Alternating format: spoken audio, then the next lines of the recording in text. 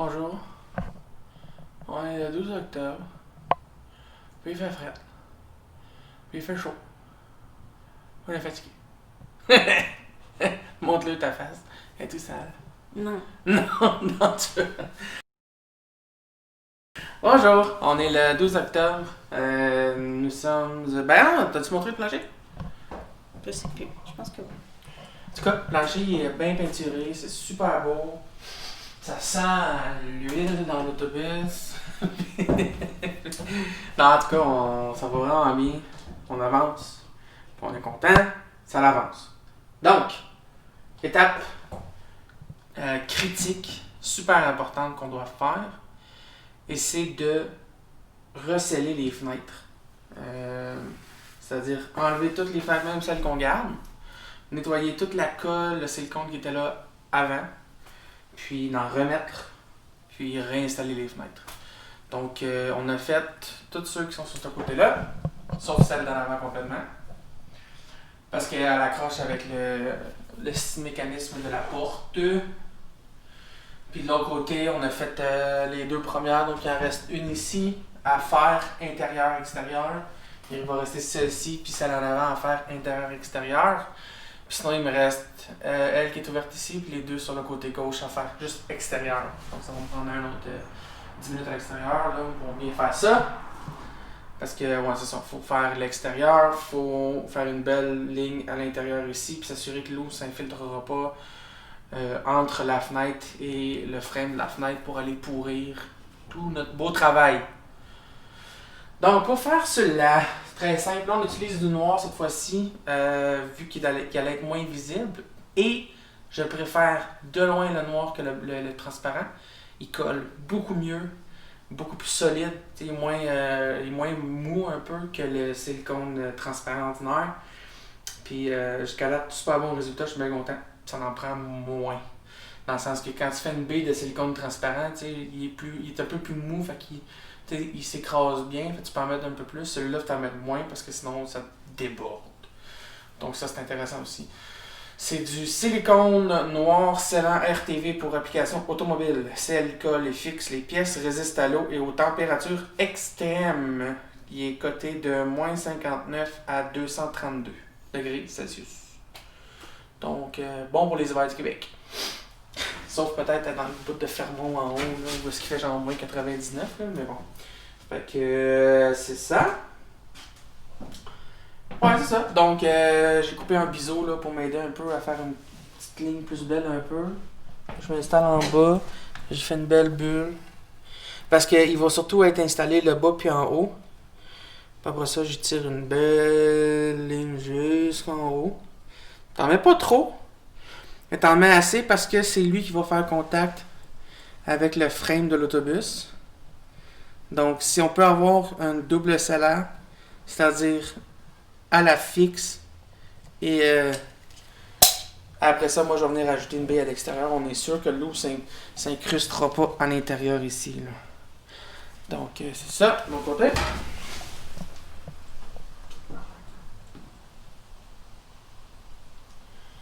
Belle bulle sur le plancher de Julie.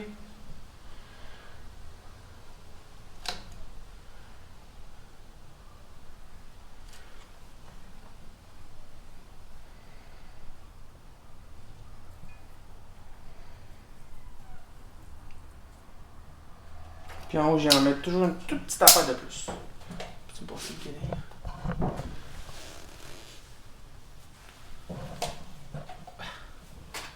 Pousser là-dessus. Bon, ensuite, on prend la fenêtre.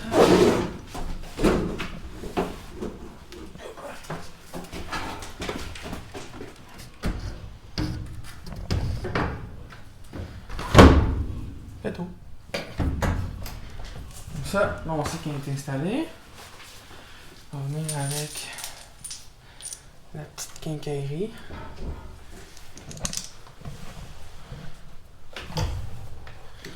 La petite quincaillerie qui est vis washer. Dans le fond, sert à venir tenir les deux côtés. Comme là, on peut voir, là, si on retire un peu. On voit qu'on a eu contact tout le long sur ce côté-là. Pas tant sur l'autre côté. Fait qu'on va venir tasser un tout petit affaire dans l'autre sens. Comme ça. En venant à visser, on est sûr qu'elle bougera plus. Puis que ça va donner le temps aussi au silicone de bien durcir en place. Parce que là, vous allez dire, ouais, mais t'as pas fait ça là à côté. Je sais, on va l'enlever demain et on va la refaire. Ça. Ce côté-là, il n'y en aura jamais.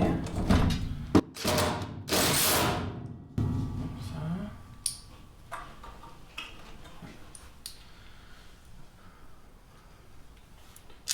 Puis une dernière ici, cachée par le coffre. Comme ça. Et voilà! La fenêtre est installée. Toujours fonctionnelle. Ça, c'est la fenêtre qui va être dans la chambre, la porte de secours qui va être dans la chambre parce qu'on est obligé d'avoir une porte de secours. Dans le fond, c'est pas. C'est déjà tout expliqué dans les autres vidéos. C'est déjà tout expliqué, ça, fait que j'ai pas besoin de dire. Non. Mais en gros, c'est ça. On a déplacé la porte là, puis il va en avoir une en avant. Fait que voilà pour l'installation des fenêtres. En fait, la réinstallation des fenêtres. Donc, on a terminé ça. On va finir le reste demain. Salut!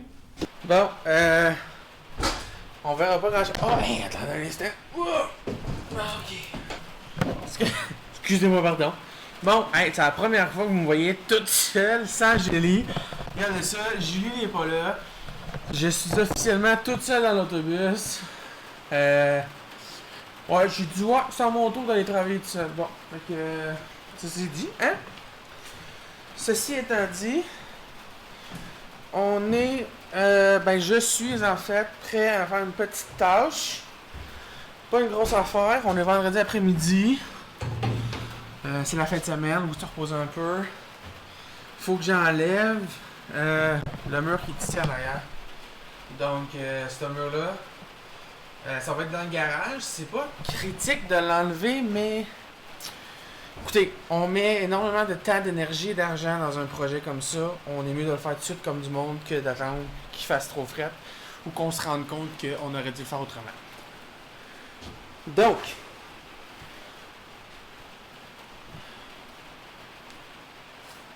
excusez, j'avais comme l'impression d'avoir vu une goutte tomber. Ça aurait pas été le fun. Aussi, on a notre bois. On a acheté 52 par 3, 3 paquets de Forenz. 2 par 3, ça va être pour framer les murs. Par ici, on va framer ce côté-ci en 2 par 3. Pourquoi 2 par 3? Parce qu'on veut récupérer un pouce de plus. Pour, comme on a dit, ajouter la fenêtre de plus par-dessus. Et avoir un pouce de plus d'isolation. Comme vous savez, le plus d'isolation qu'on peut avoir, le mieux c'est. Sur le plafond, on va aussi avoir 3 pouces. Donc, ça ici, en fait, les travers sont à peu près 2 pouces d'épais. Puis, on va venir ajouter une Forenz par-dessus pour faire notre 3 pouces à la grandeur. Oui, ça va devenir petit. Oui, je risque de me cogner la tête. Non, ça me dérange pas. Donc, hein, on passe la majorité de notre vie assis de toute façon. Fait que c'est pas bien grave pour moi d'avoir à peut-être me pencher un peu ou sinon ben je me couperai les cheveux, je sais pas, trouverai une solution. Il y a de quoi, il y a toujours une solution pour la grandeur. Sinon je dormirai dans une presse pour me rapetisser d'un pouce ou deux. Donc c'est ça. Pour le mur ici, Julie était déjà passée avec la drill puis elle avait enlevé toutes les vis possibles. Donc ce qui reste c'est à buffer au grinder, donc c'est pour ça que je suis il pleut, je sais pas si vous l'entendez, ça va être un temps parfait pour le faire. Les voisins entendront pas le buffer. Fait que, vous êtes un petit peu sale les amis, oh, excusez-moi. Mais tout ça pour dire que c'est ça, je m'en viens faire ça.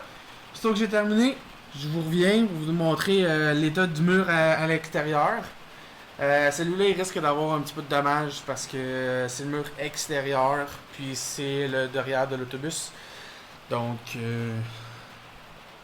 il n'y a pas de raison. Je sais pas. J'ai juste le sentiment qu'il risque d'avoir des dommages qu'il va falloir réparer.